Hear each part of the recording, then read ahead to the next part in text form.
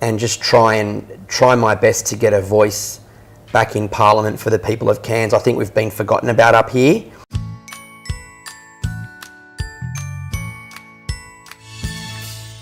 Welcome to A Cup of Tea with Bree, where I get to know some of North Queensland's most amazing parents, incredible business people and inspiring characters.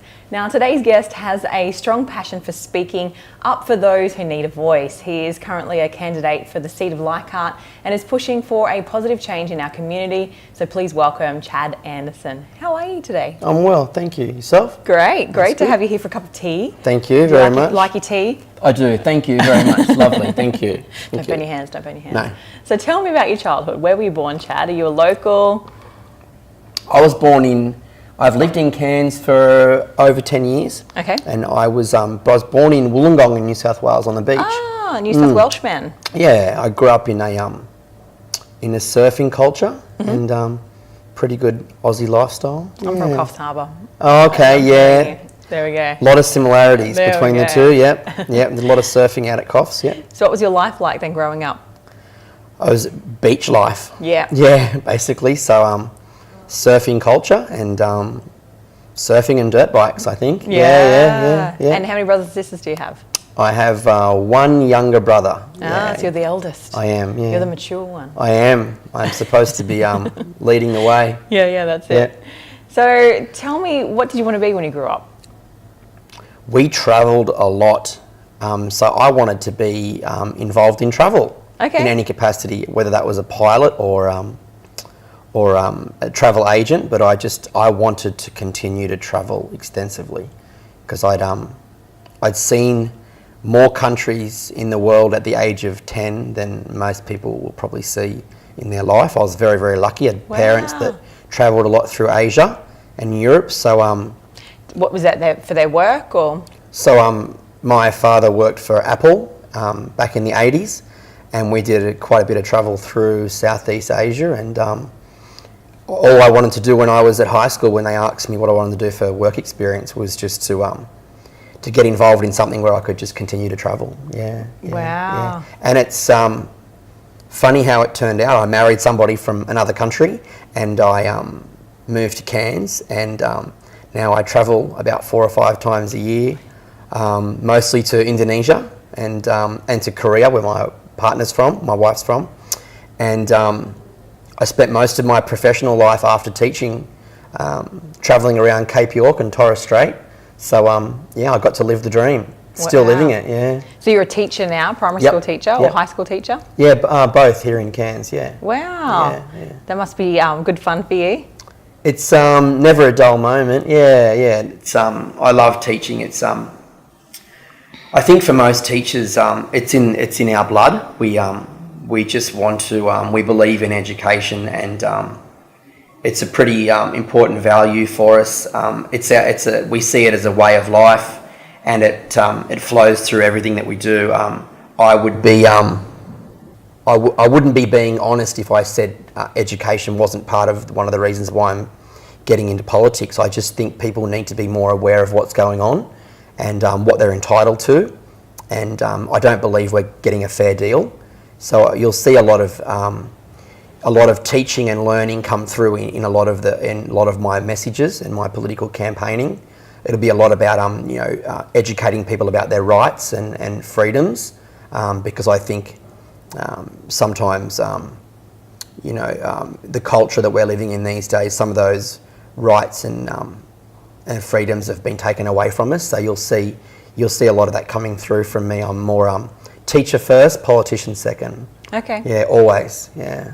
So what is the big thing that you want to get out of, if you were to win your seat, what changes and what things would you want to bring to the Cairns community? The first thing is just being able to be the voice of Cairns. I was talking to somebody only a couple of hours ago, and we both agreed Cairns is it's not just Cairns too, it's Cairns, Cape York and Torres Strait in this electorate, a really diverse electorate, really complicated social and economical issues, and a lot of different cultures here in this community.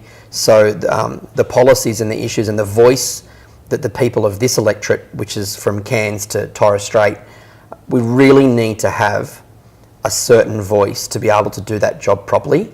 I don't think parties have the capacity or even the DNA to be able to do it. I really think the people need that independent voice, somebody that they can go to who does have the freedom as an independent to be able to say whatever he or she needs to be able to say for the people of Arakoon, Edge Hill, Smithfield or Bardu.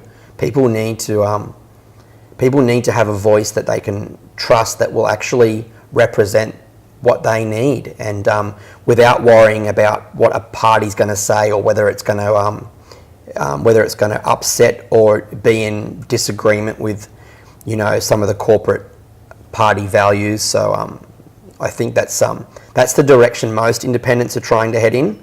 We're just trying to make that difference so we can bring that democracy back for the people. Yeah. So let's go back to you then. So Yeah, tell sure. me something that most people don't know about you. I'm very spiritual. Yeah, yep. And I think I think that's just in my DNA. But I believe in. I wouldn't really say I was a religious person, but I'm quite spiritual these days. So I'm really into self-awareness, and I'm trying to create more of a balanced lifestyle for myself, and I think a lot of that will come through in my campaigning as well. It might be perceived sometimes to be a greenie or somebody who's more on the left side of politics, but it's actually not always the case. That's just some of my personal values coming through. So I think I am quite connected to my environment. I like the culture that we have in Australia. I think we need to be less conformist in our behaviour in this country, and just start to kind of come back to living more of a balanced lifestyle. And I think some of that will come across as an independent as well. I'll be more, when I'm in Parliament, it'll be highly likely that I'll be up there speaking to and advocating for policies that are more about society and the community rather than tax reform. Yeah. So what about one of your best personal achievements? I used to say becoming a teacher, but having my baby girl would, I think, be the best achievement ever. I have two beautiful children. I have a son who just left high school and a little baby girl, 2-year-old. That would be my best achievements ever, I think, is becoming a parent and still get to live that dream every day. I used to say teacher, but I think becoming a parent and continuing on that journey is probably the best achievement. Yeah. Aww. Yeah. So what's then the best piece of advice you've ever been given? From my mum a long time ago, and she still says it, and she said, I just want you to be happy. Just make sure no matter what you do in this life, just make sure that your happiness is key there. And I've followed that advice even to this day, and it's been pretty successful so far. Oh, that's great. So yeah, it's pretty important, I think. Yeah. And if you could have dinner with 3 people, whether past or present, who would they be and why? Okay, they would be present. One of them to have a dinner would be my first preference would be my daughter, my 2-year-old girl. She's just getting to that age now where she's funny and she talks a lot and she's just good company.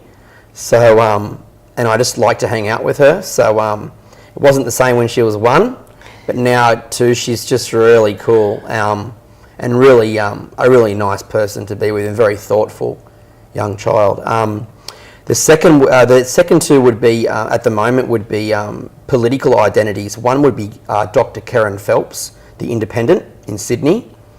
I would just love to sit down for hours with her and just chat to her about her campaign, about how her views on the world and what her intentions are moving forward.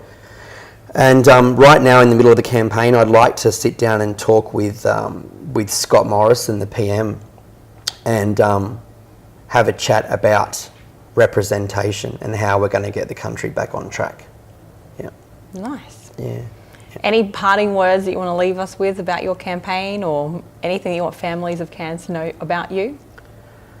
I just want the people to know that I am doing this.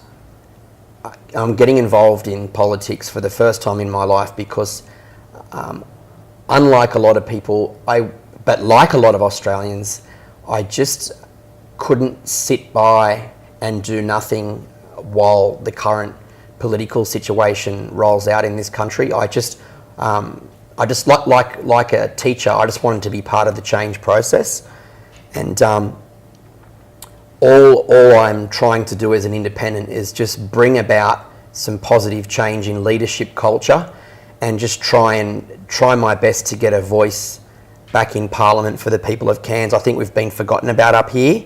I don't think we really register on the radar nationally, and I think someone needs to get up in Canberra on a regular basis and really sing our song. Yep. Love it. Yeah. Thank you so much for having a cup of tea with me today. You're very welcome. Thank you for having me. Great to get to know you a little bit better. Yep. So make sure, if you want to see more of our episodes, make sure you subscribe to our channel, hit the notification bell so you never miss out on a new episode of A Cup of Tea with Bree, and I'll see you next time.